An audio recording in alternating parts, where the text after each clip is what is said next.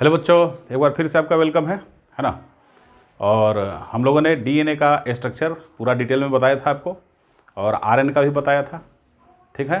तो अब हम आपको पढ़ाने जा रहे हैं ये डीएनए का मॉडल के बारे में, जिसको वाटसन एंड क्रिक ने दिया था, ठीक है ना। कि एक्चुअली डीएनए का लोगों ने स्ट्रक्चर पता कर लिया कि उस पर नाइट्रोजिनस बेस होता है, पेंटोज शुगर, डीऑक्सीराइबोज शुगर होता है, फॉस्फेट ग्रुप होता है, न्यूक्लियोटाइड भी लोगों ने बना लिया, ठीक। लेकिन एक्चुअल उसका मॉडल किस फॉर्म में रहता है, टेढ़ा रहता है कि मेढ़ा रहता है कि सीधा रहता है, क्या रहता है आखिर, ये एक्चुअली कोई जानकारी नहीं दे पा रहे थे। तो फर्स्ट टाइम ये वाटसन एंड क्रिक कुछ एक्सरे डिफ्रैक्शन मेथड पे कुछ साइंटिस्ट लोग क्या कर रहे थे, वर्क कर रहे थे। जैसे कि रोजालिंड फ्रैंकलिन, ठीक है ना, विल्किंस, ये सब एक्सरे डिफ्रैक्शन से रिलेटेड स्टडी कर रहे थे। तो डीएनए का भी एक्सरे डिफ्रैक्शन का इन्होंने क्या किया, इमेज लिया। तो उनके रिजल्ट के बेसिस पे इन्होंने मॉडल प्रोड्यूस किया डीएनए का, वाटसन एंड क्रिक ने, ठीक ना। तो क्या लिखेंगे कि Watson and Crick, Watson and Crick and Francis Crick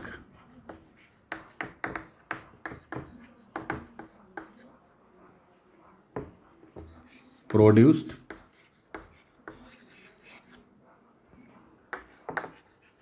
the model of DNA,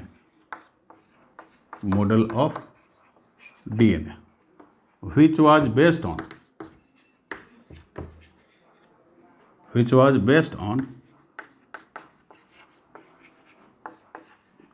the result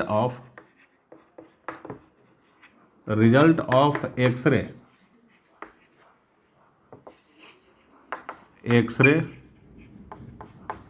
diffraction, ठीक है,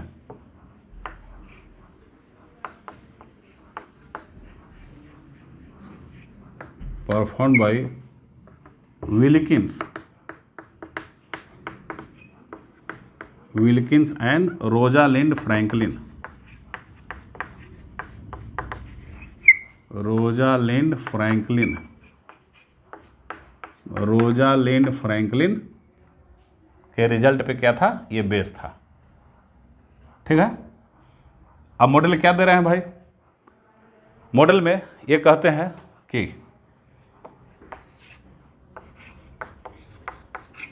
ए डीएनए इज, ठीक, double stranded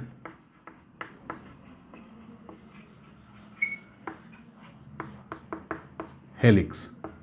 double stranded helix होता है। और डबल स्ट्रैंड क्या है भाई, डबल स्ट्रैंड मतलब कि टू पॉलीन्यूक्लियोटाइड का, टू पॉलीन्यूक्लियोटाइड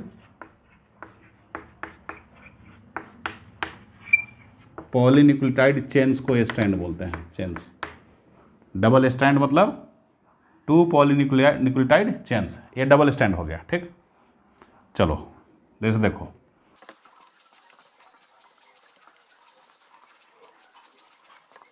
अब देखो ध्यान से, क्या है कि सेकंड पॉइंट क्या होगा कि टू स्ट्रैंड्स, दो स्ट्रैंड जो हैं डीएनए के, टू स्ट्रैंड। पहले वाले पॉइंट को समझ लो। डबल हेलिक्स का मतलब क्या होता है, हेलिक्स का मीनिंग क्या था, पहले उसको समझ लीजिए आप लोग।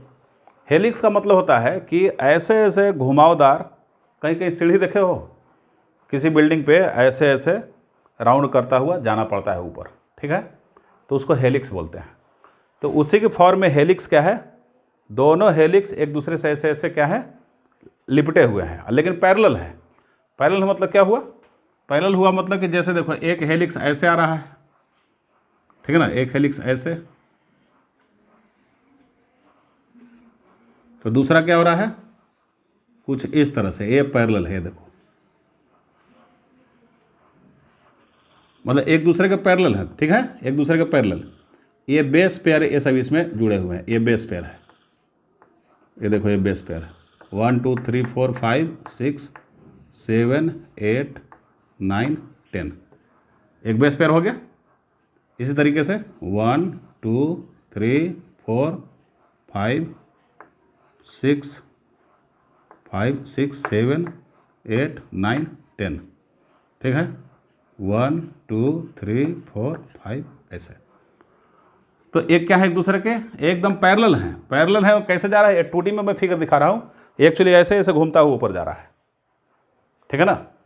तो ऐसे ऐसे घूमता हुआ ऊपर जा रहा है, तो क्या हो जाएगा, ये हेलिकल स्ट्रक्चर है। एक इसका ये स्ट्रैंड है, ठीक है, ये स्ट्रैंड है। तो ए स्ट्रैंड यदि 5 एंड है तो ये क्या हो जाएगा, 3rd एंड होगा। मैं बताया था आपको, देखो ऐसे चलो। अब ऐसे जा रहे हो, ये वाला क्या है, ये वाला स्टैंड है, देखो ये ऐसे जा रहे हो, ऐसे जा रहे हो, तो ये क्या हो जाएगा, ये हो जाएगा आपका 3rd एंड। 5 से चले तो ये 3rd हो जाएगा, तो ये क्या हो जाएगा, 5 हो जाएगा। 5 होगा, देखो 3rd पे पहुँचोगे, ऐसे ऐसे पकड़ के चलो, 3rd पे पहुँच जाओगे, देखो 3rd पे पहुँच गए, ठीक है। तो इस तरीके से आपका ये डीएनए का स्ट्रक्चर है, ठीक है। तो अब डीएनए के स्ट्रक्चर में क्या हम देख रहे हैं कि दोनों स्ट्रैंड एक दूसरे से पैरेलल हैं, और पैरेलल हैं और दोनों का डायरेक्शन क्या है, उल्टा है ना। एक 5 to 3 है तो एक 3 to 5 है। तो क्या हो जाएगा, सेकेंड, बोथ द चेन्स मतलब कि स्ट्रैंड्स, चेंज मतलब स्ट्रैंड, स्ट्रैंड्स, और स्ट्रैंड मतलब कि पॉलीन्यूक्लियोटाइड, ठीक है। स्ट्रैंड्स आर ज्वाइंड बाय, ठीक है, their complementary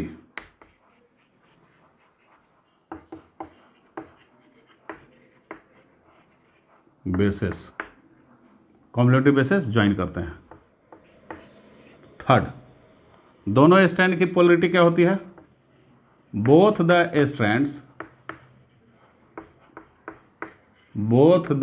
strands are anti parallel, एक दूसरे क्या है, एंटी पैरेलल होते हैं। देखो एंटी पैरेलल होता है, एंटी पैरेलल का मतलब क्या हुआ, मीन्स, मतलब क्या हुआ, मीन्स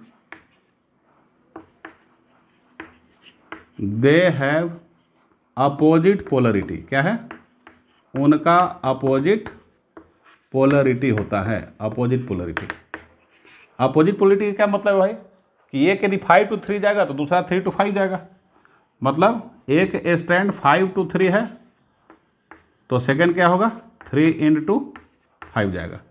ये वन स्ट्रैंड की ये पोलरिटी है, ठीक। ये सेकंड स्ट्रैंड की मतलब इसको फर्स्ट स्ट्रैंड बोल दो। यदि पहला स्ट्रैंड की पोलरिटी 5 to 3 है तो सेकंड का 3 to 5 होगा। तो इसी को बोलते हैं एंटी पैरेलल। एंटी पैरेलल मतलब कि पैरेलल तो जा रहा है लेकिन एंटी डायरेक्शन में, दोनों उल्टे डायरेक्शन में है, ठीक है। उसको क्या बोलते हैं, anti parallel to each other, ठीक है। अच्छा, और फोर्थ पॉइंट क्या होगा, ये जो हेलिक्स है वो राइट हैंडेड हेलिक्स होता है। राइट हैंड हेलिक्स का मतलब कि आप ऊपर जा रहे हैं सीढ़ी पे तो ऐसे ऐसे भी जा रहे हो, एक क्या हो रहा है, ऐसे ऐसे घूमते हुए जा रहे हो, ठीक है।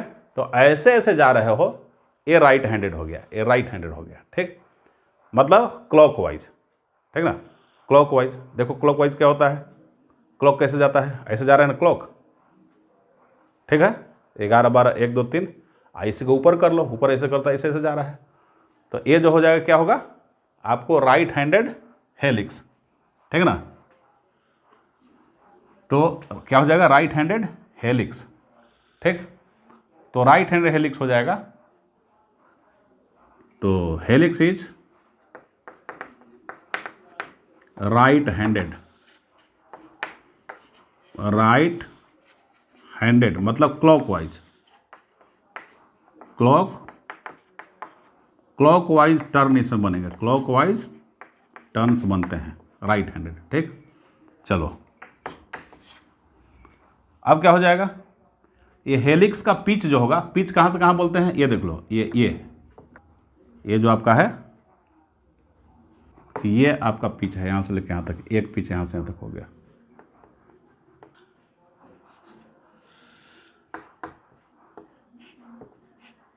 एक पिच, तो pitch turn of the helix is 3.4 nanometre 34 angstrom long.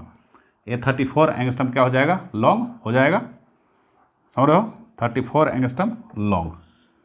और 3.4 इसको बोलते हैं क्या, 3.4 नैनोमीटर, मतलब यहाँ से यहाँ तक जो लेंथ है वो क्या है 3.4 नैनोमीटर है, और इसी को बोलते हैं 34 एंगस्ट्रम। क्या बोलते हैं इसको?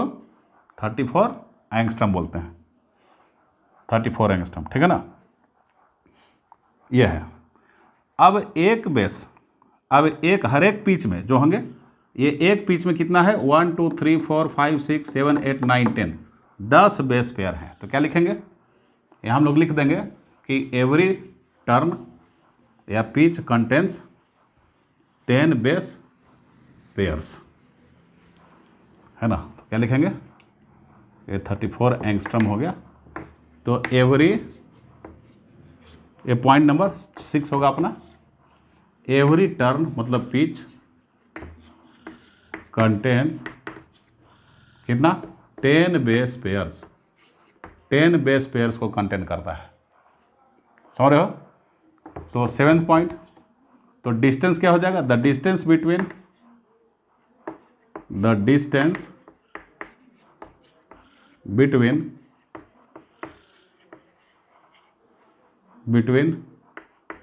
two base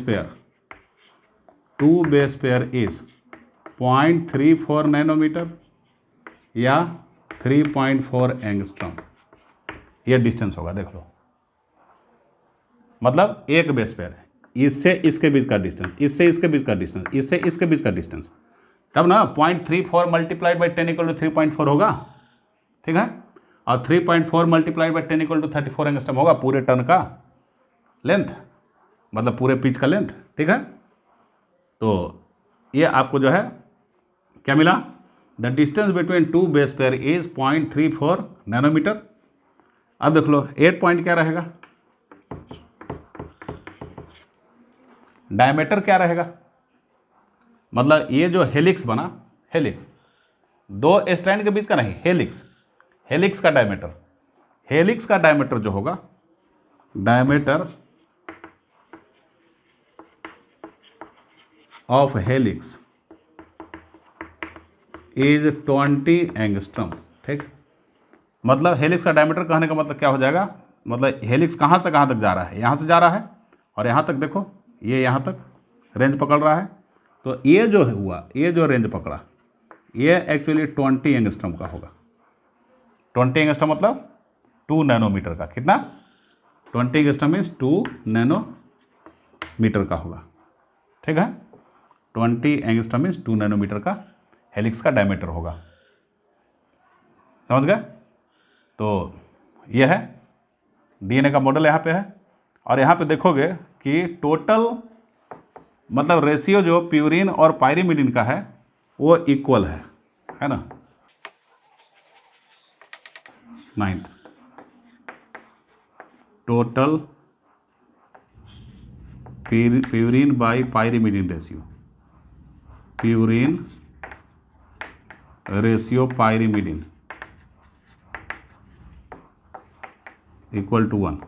मतलब कि नंबर ऑफ प्यूरिन बेसेस जो हैं, purine bases are equal to number of pyrimidine bases, pyrimidine base के इक्वल हो जाएगा। कैसे? ध्यान से भाई, प्यूरिन बेस जितना एडेनिन है देख लो उतना ही थाइमिन होता है। तो एडेनिन बाई थाइमिन का रेशियो इक्वल टू क्या हो जाएगा? 1। दोनों इक्वल है। और जितना गुआनिन है, ये देख लो, जितना गुआनिन होता है उतना ही साइटोसिन होता है, क्योंकि एडेनिन थाइमिन से और गुआनिन साइटोसिन से कंबाइन करता है। मतलब कि G/C का रेशियो जो है वो भी 1 आ जाएगा। बता रहे समझ में? ठीक है। और ये चीज़ को सैरगफ ने भी पहले बताया था। Actually this facts was first of all discovered by Chargaff. तो ये जो रेशियो के बारे में एक्चुअली क्या हुआ, एक्चुअली दिस फैक्ट वाज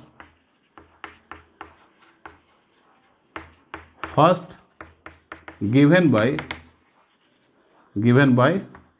चैरगफ,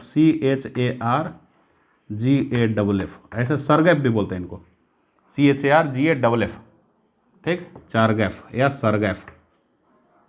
इस फैक्ट को उन्होंने दिया था, इन्होंने भी दिया बाद में, जो सरगेप से टैली कर रहा था। बात आ रहा है समझ में? तो ये डीएनए के मॉडल के बारे में दिया। अब देख लो, अब इसमें क्या बताना है, अब इसमें हमें ये बताना है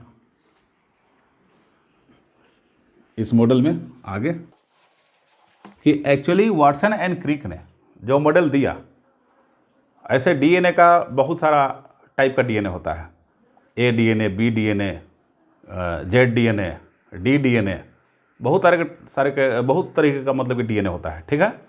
लेकिन इनसे जो डिस्कवर्ड हुआ वो एक्चुअल में बी डीएनए था। क्या था? B DNA. तो क्या लिखेंगे? नोट करके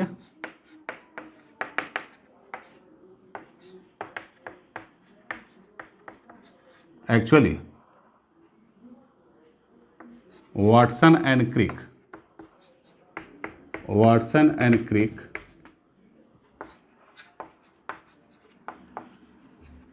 गेव द मॉडल ऑफ, उस समय तक डीएनए का कैटेगराइजेशन नहीं हुआ था, लोग डीएनए को बस एक ही टाइप का समझते थे, तो इसलिए होल एंड सोल डीएनए का मॉडल दिया उन्होंने। ये ऐसा का नहीं कि मैं बी डीएनए का मॉडल दे रहा हूँ।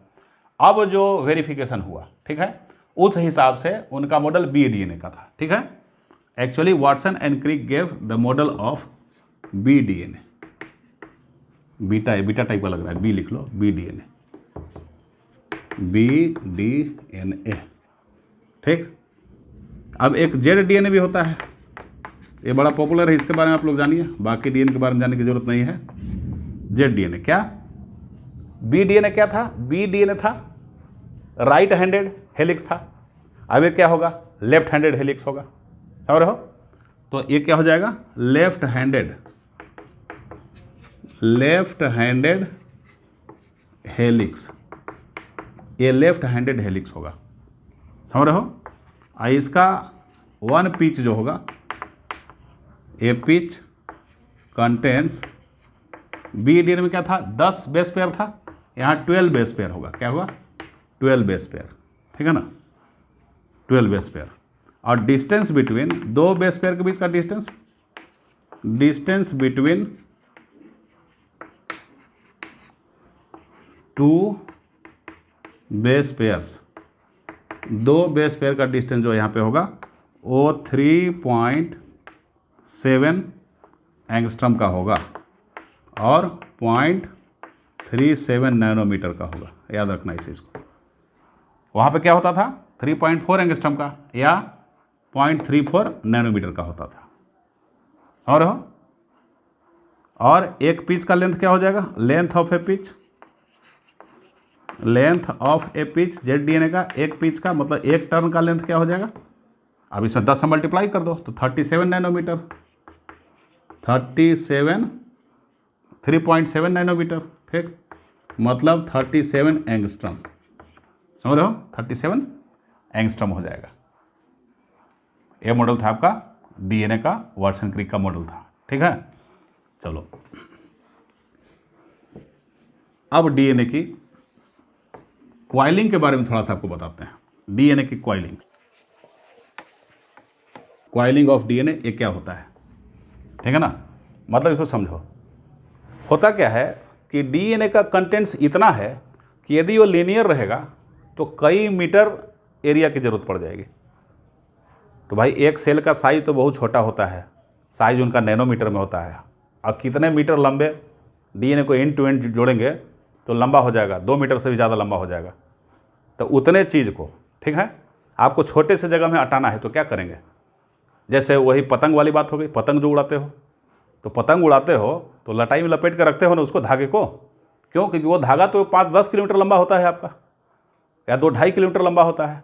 तो 2.5 किलोमीटर लंबे धागे को आप क्या करते हैं? रोल करके रखते हैं, लपेट के रखते हैं गोल गोल गोल गोल, ठीक। क्यों लपेट के रखते हैं? क्योंकि भाई उतना लंबा 2.5 किलोमीटर बड़ा कोई रूम आपके पास नहीं होगा कि उसमें आपका अट जाएगा वो, तो आपको लपेटना पड़ेगा, सिंपल सी बात है। वही चीज़ यहाँ भी, डीएनए का लेंथ यदि एंड टू एंड जोड़ेंगे किसी भी ऑर्गेनिज्म का, तो उसके न्यूक्लियस से बड़ा हो जाता है, सेल से भी बड़ा हो जाएगा उसका लेंथ। तो अब क्या करना पड़ेगा? न्यूक्लियस के अंदर में रखना है तो उसको लपेटना पड़ेगा, कॉइल करना पड़ेगा। तो इसलिए कॉइलिंग की ज़रूरत पड़ती है, ठीक है। देख लो, कॉइलिंग ऑफ डीएनए। तो डीएनए की कॉइलिंग की मैं बात बता रहा हूँ, ठीक ना।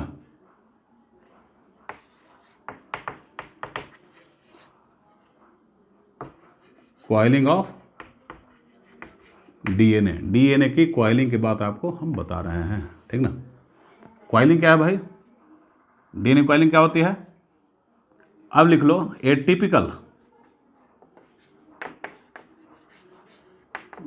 टिपिकल मैमेलियन सेल, एक टिपिकल मैमेलियन सेल जो होगा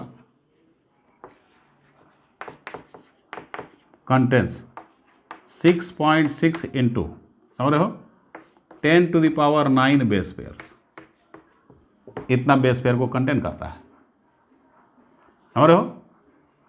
तो लेंथ क्या हो जाएगा इस बेस पेयर का? लेंथ 6.6 इंटू 10⁹, और सभी बेस पेयर के बीच का डिस्टेंस क्या होता है बोलो? 0.34 नैनोमीटर इंटू 10⁻⁹ मीटर, समझ रहे हो। ये 10⁹ और -9 कैंसिल, इन दोनों को मल्टीप्लाई करोगे तो 2.2 मीटर आ जाएगा। क्या आ जाएगा? 2.2 मीटर। ये देख लो, तो लेंथ ऑफ डीएनए, डीएनए का लेंथ आ गया 2.2 metre, but the diameter of a nucleus in which this DNA is present,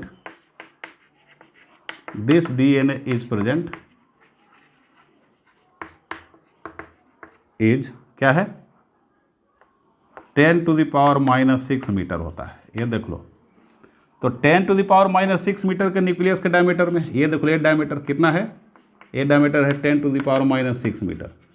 तो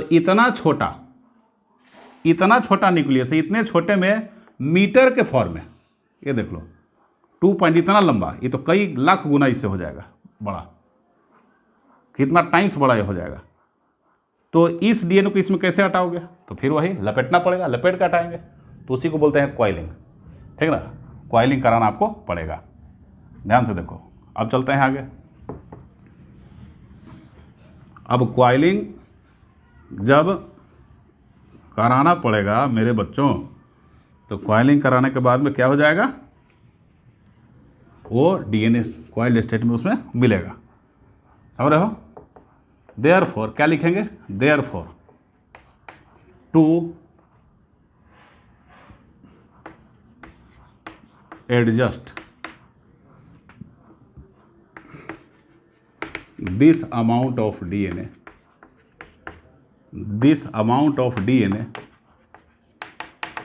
into a very small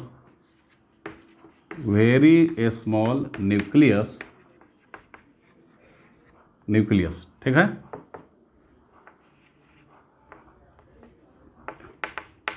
nucleus, it's coiling, मतलब डीएनए की कॉइलिंग इज रिक्वायर्ड, उसकी कॉइलिंग क्या है? कॉइलिंग की रिक्वायरमेंट पड़ती है, ठीक है। कॉइलिंग की रिक्वायरमेंट पड़ती है, ठीक है। अब कॉइलिंग की रिक्वायरमेंट क्या होता है भाई? फॉर दिस, ये कॉइलिंग के लिए क्या होगा? फॉर दिस, इसके लिए क्या होगा? अब भाई जैसे पतंग के धागे को लपेटने के लिए वो लटाई था आपके पास, ऐसे से रोल करते थे, तो यहाँ डीएनए का लटाई कौन होगा? वो होता है हिस्टोन प्रोटीन। क्या होता है? Histone protein. DNA negatively charge है, ये तो पता है आपको। कैसे पता है? क्योंकि फॉस्फेट ग्रुप पे निगेटिव चार्ज था, तो इस वजह से पूरा डीएनए निगेटिवली चार्ज था। तो निगेटिवली चार्ज डीएनए को लपेटने के लिए, कॉइल करने के लिए, बाइंड अप करने के लिए हमें पॉजिटिवली चार्ज कोई ना कोई स्ट्रक्चर चाहिए, ठीक है। और वो पॉजिटिवली चार्ज स्ट्रक्चर कौन है? प्रोटीन है, ठीक है। हालांकि प्रोटीन में भी हम देखते हैं कि ज़्यादा उसमें निगेटिव चार्ज ही होता है, तो प्रोटीन का भी क्या करना पड़ेगा? सिलेक्शन करना पड़ेगा। ऐसा प्रोटीन जिसके अंदर पॉजिटिव चार्ज बनाने वाले रेसिड्यू ज़्यादा प्रेजेंट हों, ठीक है। तो कौन होते हैं? वो 2 एमिनो एसिड होते हैं। क्यों? क्योंकि प्रोटीन तो एमिनो एसिड का बना होता है। तो 2 एमिनो एसिड होता है, एक लाइसिन और दूसरा होता है आर्जिनिन। ठीक ना, वो पॉजिटिव चार्ज को डेवलप करते हैं, समझ रहे हो। और ये लाइसिन और आर्जिनिन जिस प्रोटीन के अंदर पाए जाएंगे और जो पॉजिटिव चार्ज डेवलप करेंगे, समझ रहे हो, वो क्या हो जाएगा, उसको हिस्टोन प्रोटीन बोलते हैं। क्या बोलते हैं उसको, हिस्टोन प्रोटीन। और वो क्या होता है, बेसिक प्रोटीन होता है। वो क्या होगा, बेसिक प्रोटीन होगा, ठीक ना। तो बोले सर बेसिक प्रोटीन कैसे होगा। अरे भाई बेस का काम क्या होता है, इलेक्ट्रॉन को डोनेट करे, नहीं तो H+ को एक्सेप्ट कर ले, तो वो H+ को एक्सेप्ट कर लेता है, इसलिए बेसिक प्रोटीन है, सिंपल सी बात है, ठीक है।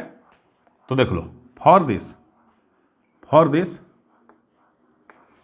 ए पॉजिटिवली चार्ज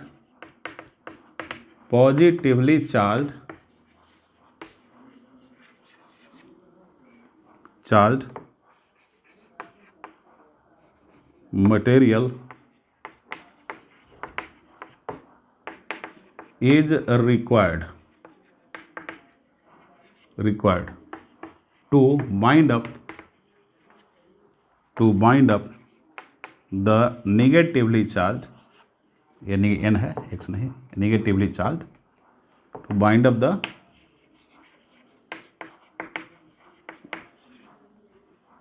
negatively charged, ठीक है, negatively charged DNA मॉलिक्यूल जो है निगेटिवली चार्ज है, उसको बाइंड अप करने के लिए जरूरी है पॉजिटिवली चार्ज वाला। तो दिस मटेरियल, ये मटेरियल क्या होता है, पॉजिटिवली चार्ज मटेरियल, वो एक्चुअली हिस्टोन प्रोटीन होता है। क्या होता है, हिस्टोन प्रोटीन्स होता है। This material is actually histone protein. क्या होगा, दिस मटेरियल, इस मटेरियल क्या बोलेंगे, this material is known as histone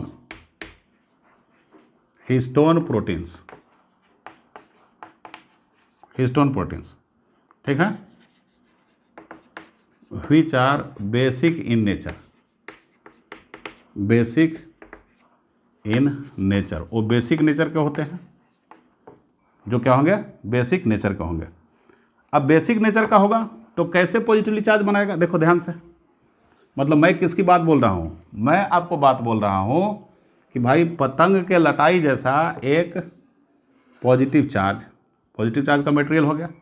अब इसके ऊपर क्या रहेगा, DNA लपेटा रहेगा, ये देखो DNA लिपटा हुआ है, ठीक। तो ये DNA का चार्ज क्या है, ये DNA है, ये क्या है, ये आपका है DNA, देखो ये DNA है।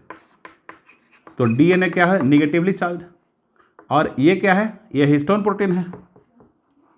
ये क्या होता है, हिस्टोन होता है। हिस्टोन कैसा है, बेसिक प्रोटीन है, बेसिक प्रोटीन होता है। तो बेसिक होगा तो क्या हो जाएगा, ये पॉजिटिवली चार्ज हो जाएगा। कैसे, अब देखो अमोनिया का नाम सुना है आपने, NH3, ये NH3 क्या हो गया, बेसिक ही तो है, क्यों, क्योंकि ये इलेक्ट्रॉन डोनेट करता है, और जो इलेक्ट्रॉन डोनेट करता है उसको लुईस बेस बोलते हो आप लोग, ठीक है, केमिस्ट्री में। तो लुईस बेस इसको बोलते हैं बच्चे।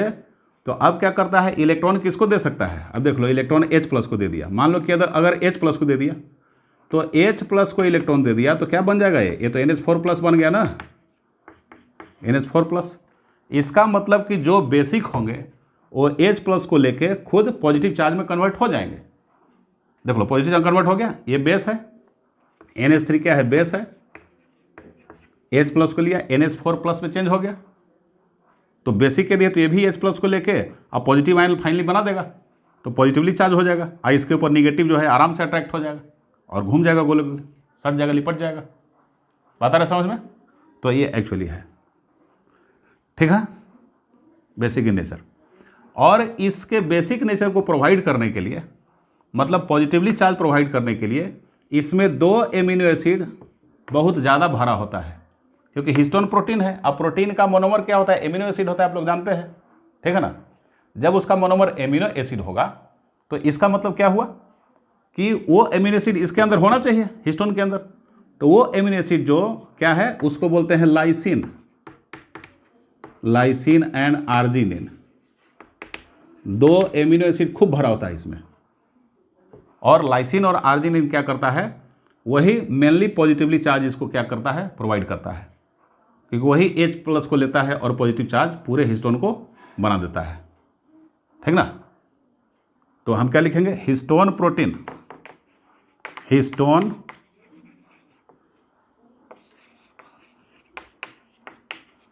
proteins are rich in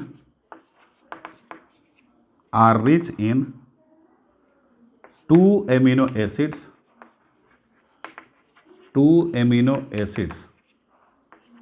lysine and arginine, क्या होगा, arginine, which जो क्या करते हैं, which provide पॉजिटिव चार्ज, क्या, positive charge to the protein, मतलब हिस्टोन प्रोटीन को वही एक्चुअली पॉजिटिव चार्ज को क्या करता है, प्रोवाइड करता है। अब देखो, अब हिस्टोन प्रोटीन के ऊपर डीएनए लिपटा गया, हिस्टोन प्रोटीन खुद पॉजिटिवली चार्ज हो गया, समझ रहे हो। अब उसके ऊपर डीएनए क्या है, लिपटा चला जा रहा है। तो उस स्ट्रक्चर को हम बोलते हैं न्यूक्लियोसोम। ये पूरा का पूरा स्ट्रक्चर क्या हुआ, न्यूक्लियोसोम बोलते हैं, न्यूक्लियोसोम, इसको बड़ा लिखे, इस स्ट्रक्चर क्या बोलेंगे, न्यूक्लियोसोम। ये न्यूक्लियोसोम है। तो न्यूक्लियोसोम किसको बोलते हैं, हिस्टोन प्लस डीएनए। हिस्टोन के ऊपर में क्या लिपटा है, डीएनए लिपटा है, तो इसको हम न्यूक्लियोसोम बोलते हैं, समझ रहे हो, न्यूक्लियोसोम। अब देखो, अब है कि हिस्टोन प्रोटीन कितने होते हैं। तो हिस्टोन का जो ये मैं एक गोला बनाया हूँ, एक्चुअली यहाँ पे 8 हिस्टोन प्रोटीन है, 8 अरेंज हैं। 8 हिस्टोन प्रोटीन का क्या बना है, वो वहाँ पे लटाई बना है, लपेटने वाला, ठीक है। तो उसको बोलते हैं ऑक्टामर। मीन्स क्या हुआ, actually histone proteins are found in the form of octamer. ये भी लिख लो, 8 हिस्टोन प्रोटीन होते हैं। तो हिस्टोन प्रोटीन जो होगा बच्चों, वो क्या होगा, ऑक्टामर के फॉर्म में होगा। कौन सा मर, तो ऑक्टामर। तो हिस्टोन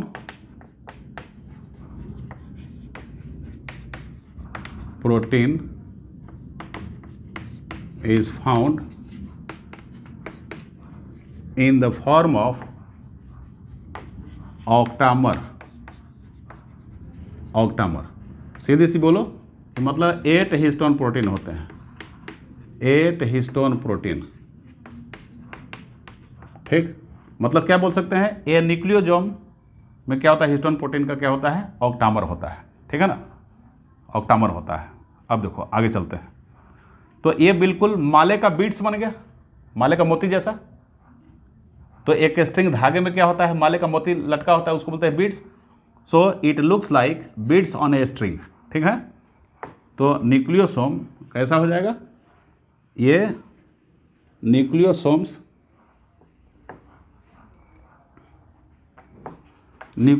को क्या बोलते हैं,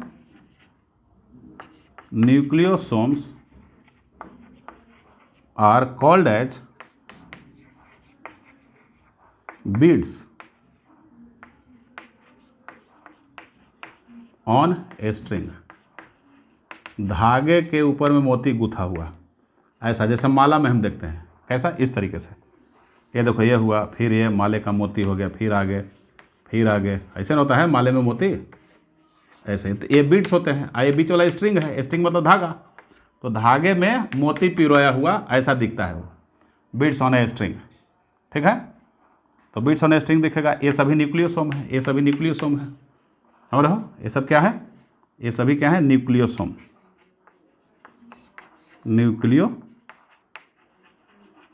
प्रेजेंट है, ठीक है। अब देखो, अब आगे क्या, एक बार न्यूक्लियोसोम, एक बार की टर्निंग बनी, क्या इतना ही काफ़ी है, इतना ही काफ़ी नहीं है। एक बार जो मोती का माला बना उतना ही काफ़ी नहीं है, वो डीएनए का फर्दर कॉइलिंग होता है, ठीक है। फर्दर कॉइलिंग होगा, और फर्दर कॉइलिंग होगा तो उसी को बोलते हैं अब सुपर कॉइलिंग। क्या बोलते हैं, ये तो सिंपल कॉइलिंग था, और सिंपल कॉइलिंग के बाद में अब वो सुपर कॉइलिंग करेगा। क्या करेगा, सुपर कॉइलिंग करेगा। कैसे करेगा भाई, देख लो। अब मोती का माला बनाया आपने, ये न्यूक्लियोसोम, ठीक है। न्यूक्लियोसोम बनाए, फिर आगे, फिर दूसरा न्यूक्लियोसोम, फिर आगे, फिर तीसरा न्यूक्लियोसोम। न्यूक्लियोसोम मतलब हिस्टोन प्रोटीन और डीएनए लपेटा हुआ, फिर ये न्यूक्लियोसोम, फिर ये न्यूक्लियोसोम, फिर ये न्यूक्लियोसोम, फिर ये न्यूक्लियोसोम। ठीक, तो ये न्यूक्लियोसोम है। न्यूक्लियोसोम के, ये देख रहे हो, न्यूक्लियोसोम का बीच का जो डीएनए होता है इसको एक्चुअली लिंकर डीएनए बोलते हैं। क्या बोलते हैं? Linker DNA, linker DNA. और ये क्या है? न्यूक्लियोसोम है। Means the DNA, part of DNA present between two nucleosome is known as linker DNA. दो न्यूक्लियोसोम को लिंक कर रहा है, मतलब ये स्ट्रिंग धागा, तो ये न्यूक्लियोसोम है, न्यूक्लियोसोम है। ठीक है। अब ये जो न्यूक्लियोसोम है, पूछा जाए कि न्यूक्लियोसोम के ऊपर में डीएनए लपेटा हुआ है, तो वो डीएनए कितने बेस पेयर का होता है? तो 200 बेस पेयर का। ठीक है। तो क्या हो जाएगा? ए न्यूक्लियोसोम, इंफॉर्मेशन लिख लो, a nucleosome, a nucleosome is composed of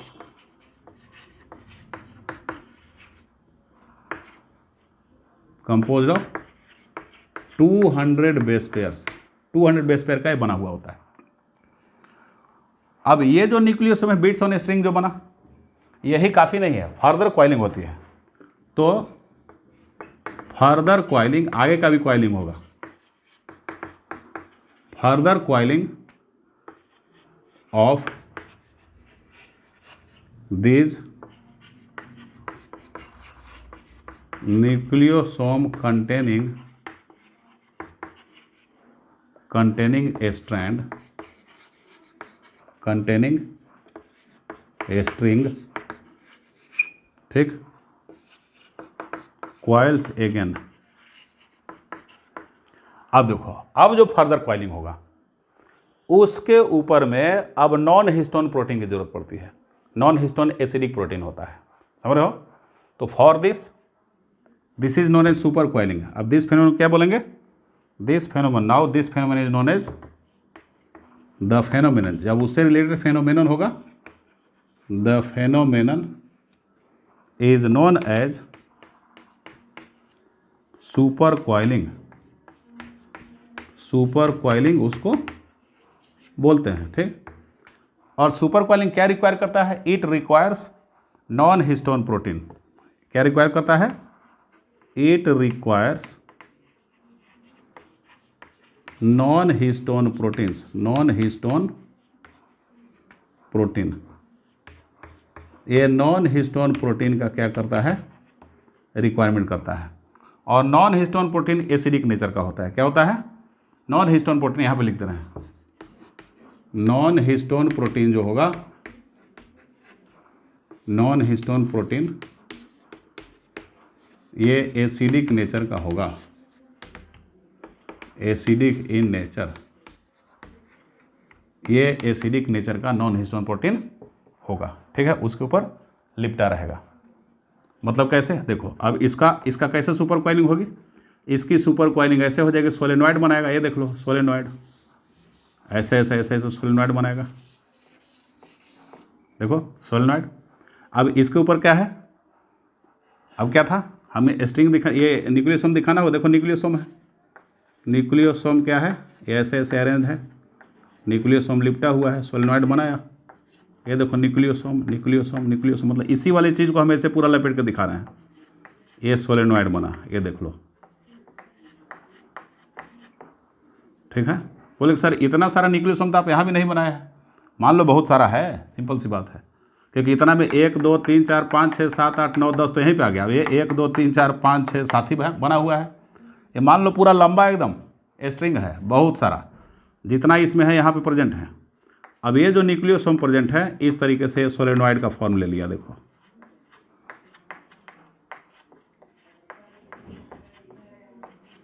ठीक है, सोलेनॉइड का फॉर्म ये ले लिया।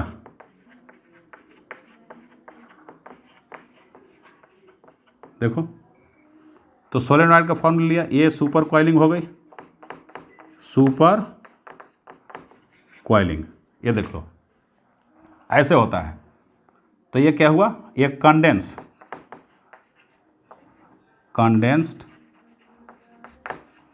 एक कंडेंस फॉर्म हो गया इसका।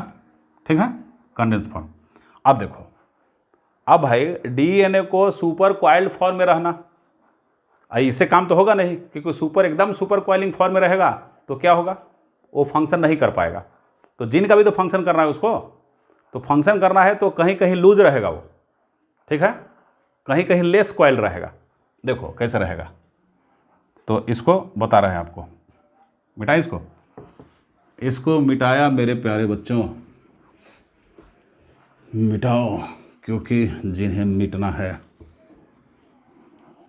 उसके मिटने की किस्मत को भगवान पहले से तय करके रखता है, इसलिए मिटाने में कोताही मत करो।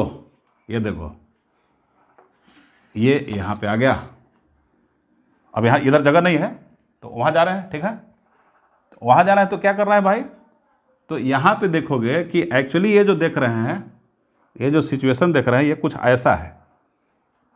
क्यों, डीएनए बोलता है कि भैया हमें तो काम भी करना है, जीन वाला भी तो काम करना है, तो इतना पैक्ड रखोगे तो कैसे काम चलेगा, इतना पैक्ड आप लोग रखिएगा तो कैसे काम चलेगा, लूज छोड़िए हमें।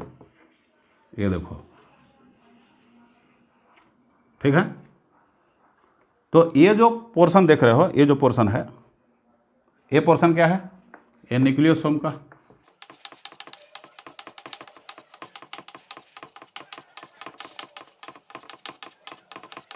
न्यूक्लियोसोम का। अब यह क्या होगा, nucleosome nucleosome nucleosome nucleosome nucleosome nucleosome nucleosome nucleosome nucleosome nucleosome का है, ठीक है, न्यूक्लियोसोम न्यूक्लियोसोम,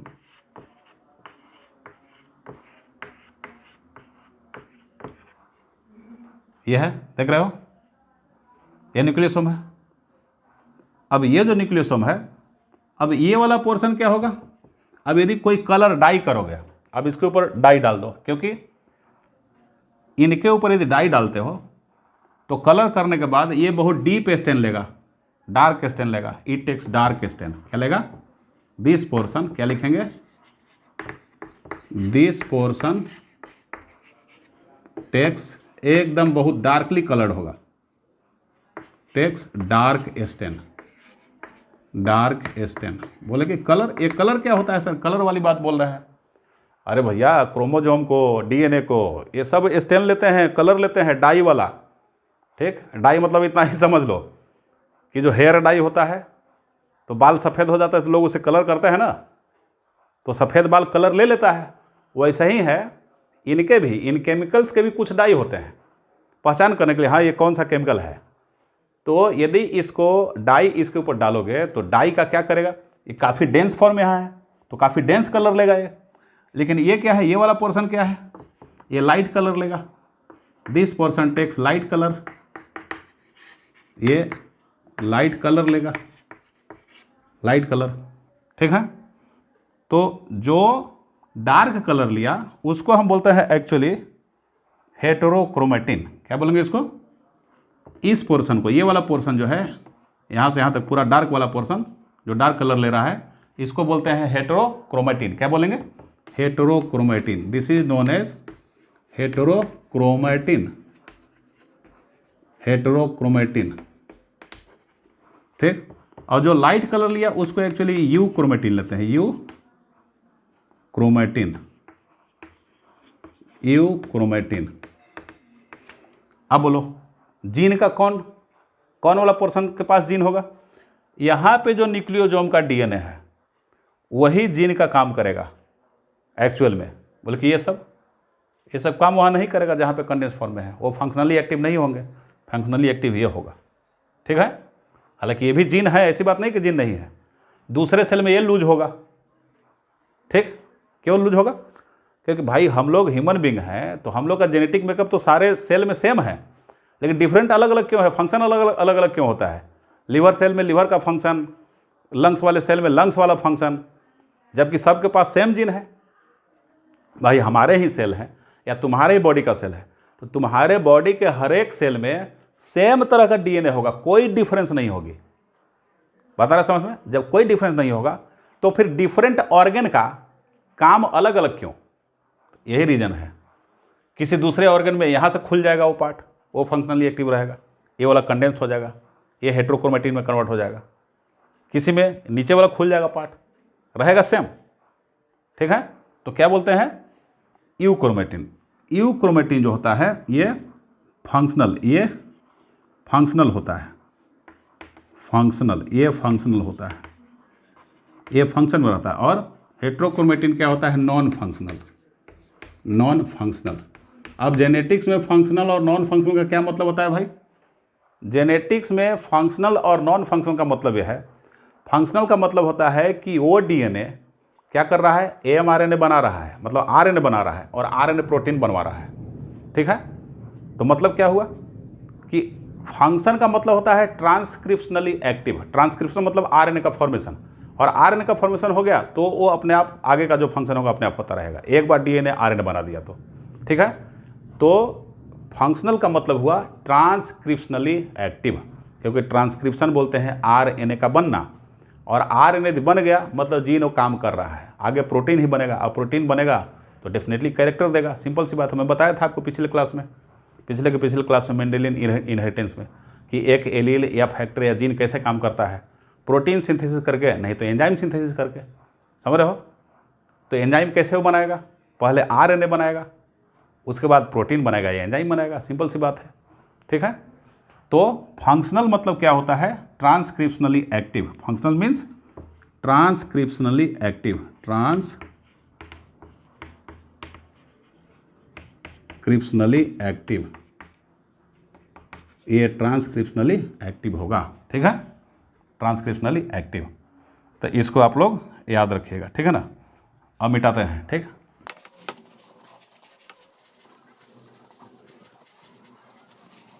अब देखो, अब क्या दिया जाता है, अब एक दिया जाता है, मतलब इसमें लिख दे कि euchromatin, euchromatin takes light colour of a dye, ठीक, and it is transcriptionally active, transcriptionally active. और क्या होता है, यूक्रोमेटिन क्या होता है, euchromatin is loose part of a coiled DNA, coiled DNA का क्या होता है, लूज पार्ट होता है। और हेट्रोक्रोमेटिन क्या होगा, हेट्रोक्रोमेटिन टेक्स डार्क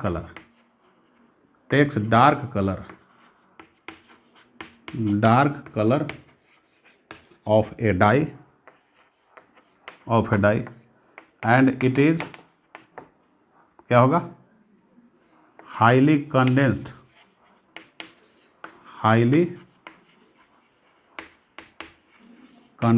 ठीक है। इट इज क्या होगा, it is transcriptionally inactive, transcriptionally inactive, transcriptionally ये इनएक्टिव होता है, ध्यान से देखो, ये ट्रांसक्रिप्शनली इनएक्टिव होगा, ये हेट्रोक्रोमेटिन, ठीक है। चलो आगे चलते हैं। अब एक आता है central dogma theory. Central dogma theory क्या होता है भाई, मतलब इसको भी क्रिक ने ही दिया, और क्रिक ने दिया मतलब कि डीएनए एक मैसेज कैसे पास करता है अलोंग ए सेल, ठीक है, जिससे कैरेक्टरिस्टिक बनता है। तो उसके बारे में हम लोग क्या करेंगे, थोड़ा देख लेंगे। तो उसको बोलते हैं क्या, central dogma, central dogma theory, ठीक है, सेंट्रल डॉगमा थ्योरी। तो सेंट्रल डॉगमा थ्योरी क्या होता है भाई, सेंट्रल डॉगमा थ्योरी है कि डीएनए का मैसेज कैसे पास करता है, पहले डीएनए हुआ, ठीक, और डीएनए के बाद में आरएनए बनता है, क्या बनता है, आरएनए बनता है, आरएनए क्या, आर के बाद क्या बनता है, आरएनए के बाद प्रोटीन बनता है। तो डीएनए अपना ऐसे मैसेज देता है, डीएनए, आरएनए और प्रोटीन, ठीक है। और डीएनए क्या करता है, ये रिप्लिकेट भी करता है, अपना डबल भी अमाउंट करते रहता है, तो यहाँ रिप्लिकेशन लिख दो। ठीक, मतलब कि ऐसे मैसेज पास करता है। तो डीएनए, ए डीएनए मॉलिक्यूल, क्या लिखेंगे, a DNA molecule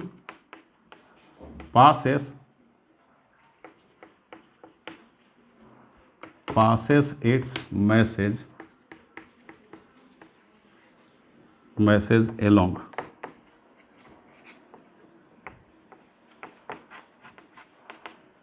DNA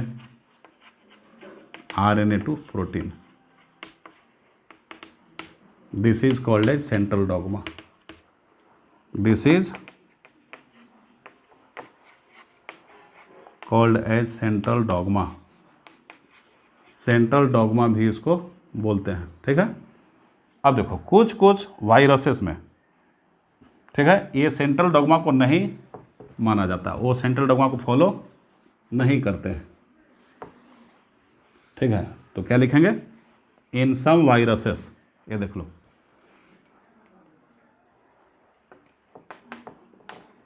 in some viruses, कुछ वायरसेस में this central dogma is violated, ये इसको नहीं माना जाता है। ठीक है, जैसे वहाँ क्या माना जाएगा, वहाँ पहले आरएनए, खास करके आरएनए वायरस में, मतलब viruses means specially RNA virus, जिस वायरस का जेनेटिक मटेरियल आरएनए है, तो पहले आरएनए, और आरएनए क्या बनाएगा, डीएनए, ये देख लो। ठीक है, और डीएनए फिर क्या बनाएगा, डीएनए फिर बनाएगा आरएनए, और तब फिर क्या बनेगा, प्रोटीन बनेगा, ये देख लो, ये देखो, यही है, तो रिवर्स हो गया ना ये, तो इसको बोलते हैं reverse transcription. This is known as, इस फेनोमेनन को this is known as reverse transcription, इसको रिवर्स ट्रांसक्रिप्शन भी बोलते हैं। ठीक है, और इसको एक्चुअली टेमिन और बाल्टीमोर ने खोजा था, इसलिए इसको टेमिनिज्म बोलते हैं, रिवर्स ट्रांसक्रिप्शन और टेमिनिज्म, इट वाज डिस्कवर्ड बाय, किसने खोजा था इसको, it was discovered by Temin and Baltimore, Temin and Baltimore. ठीक है, तो ये हुआ आपका सेंट्रल डॉगमा हो गया। ठीक है, सेंट्रल डॉगमा ये आपको बता दिया गया। तो this is all about the structure of DNA and RNA. ठीक है ना, तो आज बस इतना ही, बाकी अगले क्लास में देखेंगे हम लोग। ठीक है, थैंक यू, ओके।